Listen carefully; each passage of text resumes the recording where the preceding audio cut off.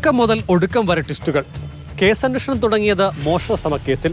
ഒരാഴ്ച പിന്നിടുമ്പോൾ അന്വേഷണം ചെന്നെത്തി നിൽക്കുന്നത് 3 വാഹനങ്ങൾ മോഷ്ടിച്ച സംഭവങ്ങളിൽ. 30 പുലർച്ചെ 5:30 വാഴമുട്ടം സെന്റ് ബെഹനാൻസ് പള്ളി കുരിശടിയുടെ ചില്ലുകൾ തകർക്കപ്പെട്ടത്. CCTV ദൃശ്യങ്ങളിൽ ഓട്ടോറിക്ഷയിലെത്തിയ ആളാണ് മോഷണശ്രമം നടത്തിയതെന്ന് വ്യക്തമായി.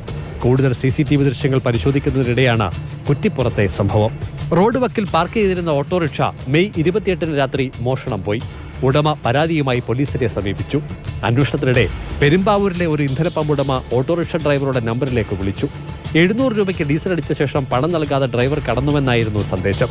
മോഷണം മുതൽ എറണാകുളം വിട്ടെന്ന് അങ്ങനെയാണ് ഉടമ ഉറപ്പിച്ചത്. പമ്പുടമ CCTV ദൃശ്യങ്ങൾ വാഹന ഉടമയ്ക്ക് അയച്ചു കൊടുത്തു. വണ്ടിക്കുള്ളിൽ അവ്യക്തമായി കാണപ്പെട്ട ആൾ അയൽവാസി അനന്തകൃഷ്ണനാണെന്ന സംശയം ഉടമയ്ക്ക് ഉണ്ടായി. കക്ഷിയുടെ ചിത്രം തപ്പിയെടുത്ത് പമ്പിലെ CCTV ദൃശ്യങ്ങളടക്കം പോലീസിന് കൈമാറി. CCTV ദൃശ്യങ്ങൾ തപ്പിയിറങ്ങിയ പത്തനംതിട്ട പോലീസ് വാഴമുട്ടത്ത് വാടക വീട്ടിൽ നിന്നും ഓട്ടോറിക്ഷ കണ്ടെത്തി. കൂടെ അനന്തകൃഷ്ണനെയും കാമുകിയെയും പൊക്കി വിശദമായി ചോദ്യം ചെയ്തു.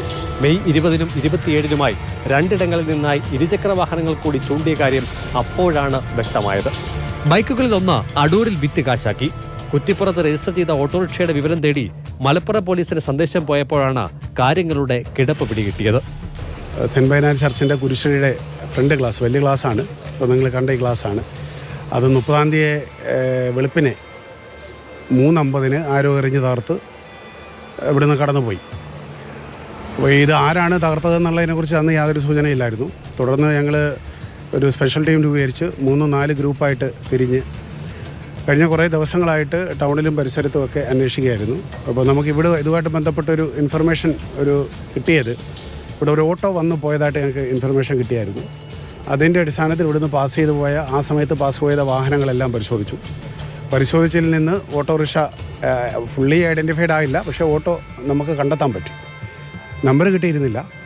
തുടർന്ന് ഏകദേശം ഒരു 100ഓളം CCTV ദൃശ്യങ്ങൾ പരിശോധിച്ചതിൽ നിന്ന് ഓട്ടോയെ ഐഡൻറ്റിഫൈ ചെയ്യാൻ പറ്റുന്ന കുറേ ക്യാരക്ടേഴ്സ് നമുക്ക് ഓട്ടോയിൽ നിന്ന് മനസ്സിലായി.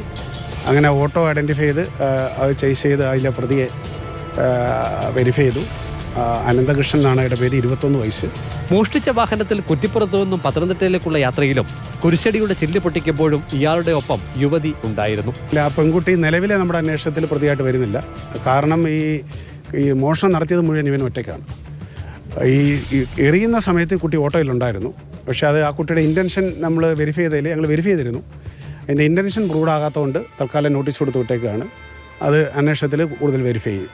സമൂഹ മാധ്യമം വഴി പരിചയപ്പെട്ട യുവതിയുമായി അനന്തകൃഷ്ണൻ ഇടയ്ക്ക് യാത്ര ചെയ്യാറുണ്ടായിരുന്നു. ഇതിനിടെ ഒരുമിച്ച് കഴിയുന്നതിനായി അനന്തകൃഷ്ണൻ വാഴമുട്ടത്ത് വീട് വാടകയ്ക്കെടുക്കുകയും ചെയ്തു. 28-ാം തീയതി രാത്രി വണ്ടി കാണാതായതാണ്. ഇപ്പോൾ ഈ വീഡിയോ കണ്ടപ്പോഴാണ് നമുക്ക് മനസ്സിലാവണത് നമ്മൾ ഓട്ടോ എന്നാണുള്ളത്.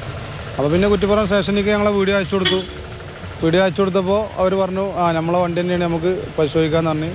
അങ്ങനെ SI സാർ വീട്ടിൽ വന്നു വണ്ടി കിടക്കുന്ന സ്ഥലവും ഇതൊക്കെ നോക്കി ആളെ ഫോട്ടോയും കാര്യങ്ങളൊക്കെ കൊണ്ടുപോയിച്ചു.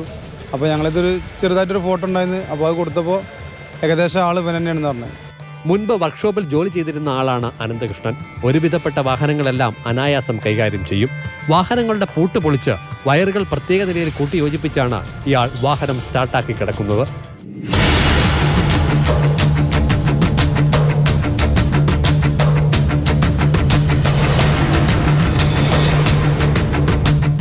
ജയചന്ദ്രൻ പുല്ലമ്പാറയ്ക്കൊപ്പം CK അഭിലാൽ, മാതൃഭൂമി ന്യൂസ്, പത്തനംതിട്ട.